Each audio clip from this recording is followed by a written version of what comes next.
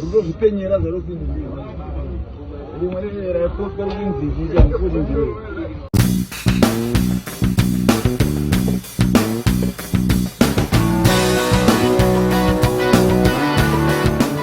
Mhuri yeZimbabwe ndandabatira vhidhiyo raFreeman achiratidza kufara zvichiteera chipo icho chakapiwa naSewikino chivhayo chemotokari changa chadai kumutsa mutauro vamwe vachiti second hand. Ndakusei muchiona vhidhiyo rinoteera mundiudze zvamunofunga mucomment section.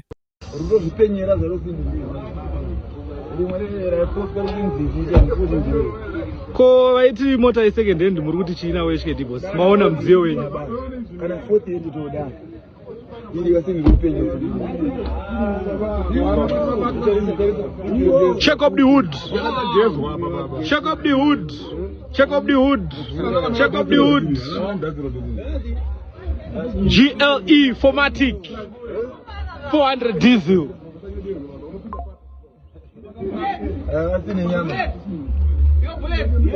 Second news update mhuri yeZimbabwe ngatipe chipo chekutenda kuna Sewikino chivhayo vadai kudoneta mari inokwana ita $1 million kuti ibatsira hama dzedu idzo dzokubva kuSouth Africa kutiza xenophobia zvichiteera kugara kwavaita meeting nemukuru wenyika President Emmerson Dambudzo Mnangagwa.